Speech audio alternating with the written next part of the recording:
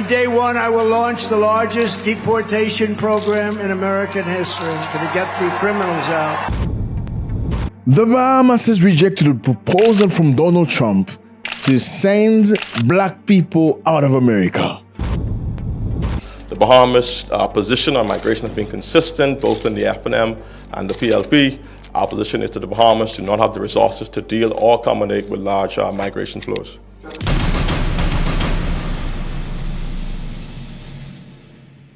What's up, everybody? Hope you're doing good. It's a beautiful day. Thank you very much for choosing us again, because I choose you always. So it's extremely hot today. Very, very hot. And everybody's complaining. Yeah, it's very hot. And I'm just wondering, like, when is the government going to decide to lower the temperature or something? Because this is insane. I don't know if this is summer or springs or winter, whatever this is. Yeah, very hard to keep. Okay, so this is happening in Bahamas. Here's the Bahamas.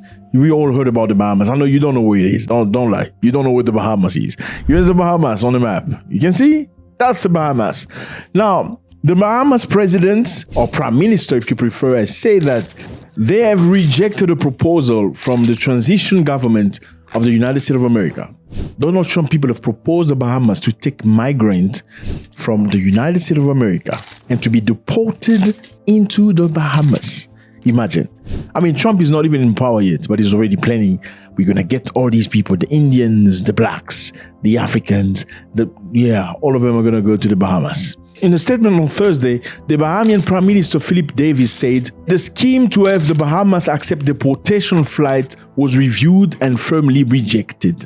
Issued the statement this morning about the proposal from the Trump transition team in terms of deportation flights. Was this request made directly to the government? So my understanding, and I would want you guys to speak much more specifically to the Ministry of Foreign Affairs. The Office of the Prime Minister did issue a statement this morning in response to a proposal by the transition of the Trump administration. Let me also be clear that the Bahamas' position on migration has not changed. It has been the same from when Prime Minister Hubert Ingraham was Prime Minister during the challenges with Aristide in Haiti and the turmoil. Then Prime Minister Ingraham was approached by the U.S. government with the same issue of migration.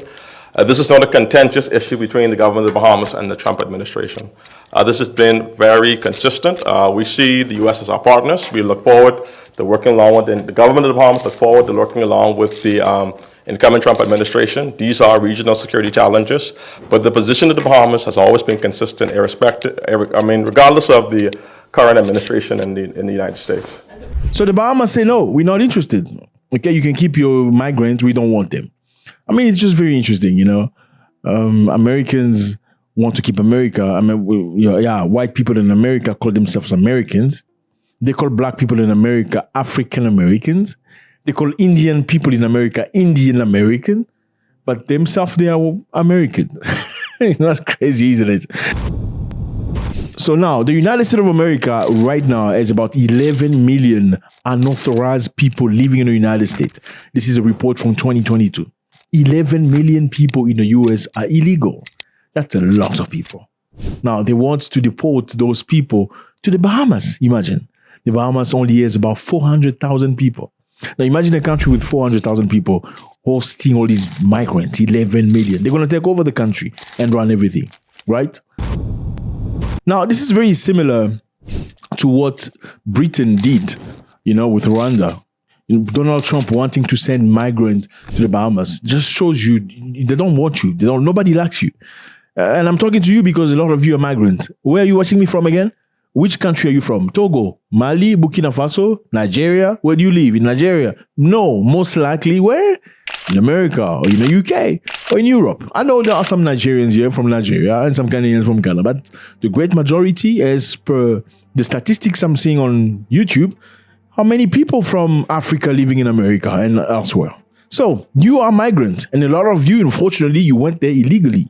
Some of you even lied that you went for church convention, church celebration, church parties, just to choose to never return in Africa. That's a lie. I'm sure Jesus will not agree to that, right? Anyway, so Donald Trump wants to send 11 million people, you, to the Bahamas. That's where he wants you to go. And that is just one of the things he's trying to do even before he gets back to office. Now, this is very similar to what's happened in Britain.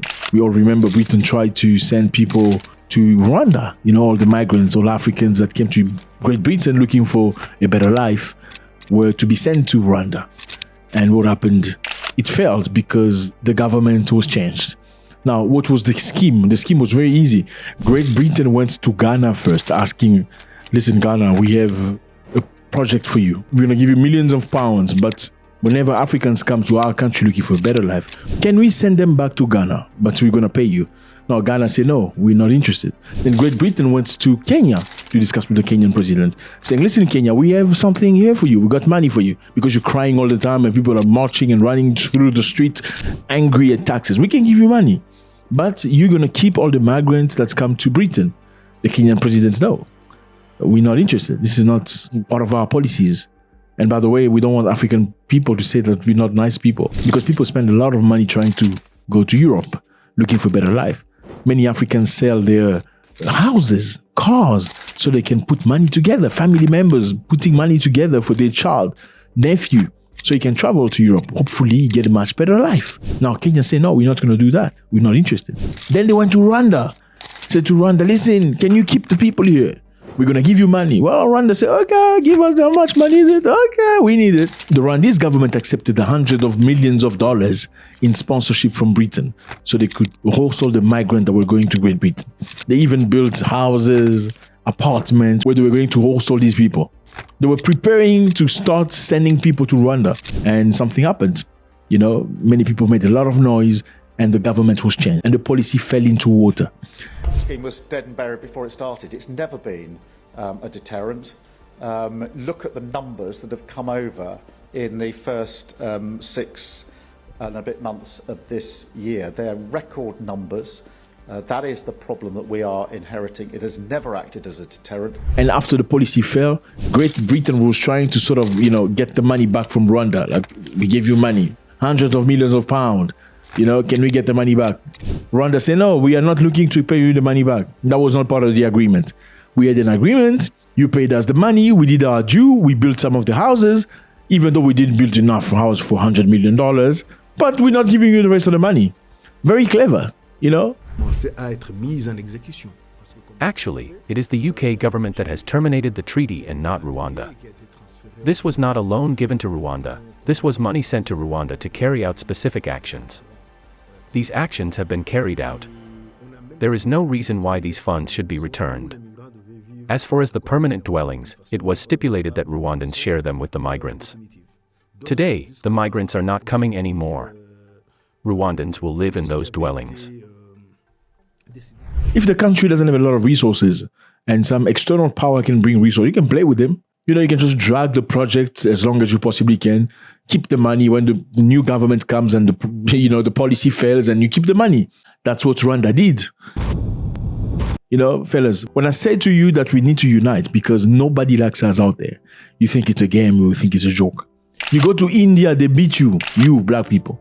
You go to Lebanon, they throw you overboard. You know what they do to women from Uganda and Kenya and Ethiopia when they go work as maids in Lebanon? It's very sad. There's no way in the world you go, you accept it. No, you go to Afghanistan and see if you're going to come back alive. You can't. Unfortunately, in Australia, if you go as an illegal migrant looking for a better life, they're going to trap you and send you to a remote island. They're going to send you to an island in the sea, far away from the mainland. And this includes Nauru and Christmas Island in the Manus Islands. That's very far. There are snakes and scorpions and stuff like that. Lizards. That's where you're going to be staying in Australia. Now, Australians have forgotten. They are very rough with their policies in terms of migrants. They don't like migrants there. But they've forgotten that they themselves, the white people of Australia, came from England. You know how Australia was formed? Well, a lot of Australians are actually descendants of prisoners. Australia originally was a prison. They sent people from Great Britain to go be put in jail in Australia. They were trying to keep all these criminals, all these bad criminals away from the mainland. So they sent them to Australia. They put them in jail. Some started working for other people, and some settlers came to Australia as well. And that is how very slowly Australia became Australia. So this happened in 1787. That's when the first fleet of 11 convicts went to Australia to be put in jail. And they say between 1788 and 1868, more than 162,000 convicts were transported to Australia. So Great Britain was trying to send all the bad apples to Australia. That's what forms Australia. Now, you know what happened later? The same convict then went on killing the locals, taking their land, the usual thing. They've done that everywhere in the world. Anyway, fellas, Donald Trump has come up with an offer to the Bahamian government asking them to, keep a lot of you people that are illegal. I'm just going to be honest. And the Bahamians say, no, we're not interested. This is not part of our policy. Now, the question is, did they refuse because of their moral ground, or did they refuse because the money was not good enough? I do believe we need to unite in Africa. We need to come together, Africans and the diaspora. We need to put our minds together and build something consistent, because we have everything. Africans shouldn't be running away from Africa looking for a better life everywhere else, whilst everybody else is looking for a better life in Africa. They're coming to Africa to loot, to steal, while you're praying to go over there. This is insane. A Chinese man will leave China, come to Africa, and after 6 months, he becomes a millionaire, whilst an African is just praying to God. I don't get it. God bless.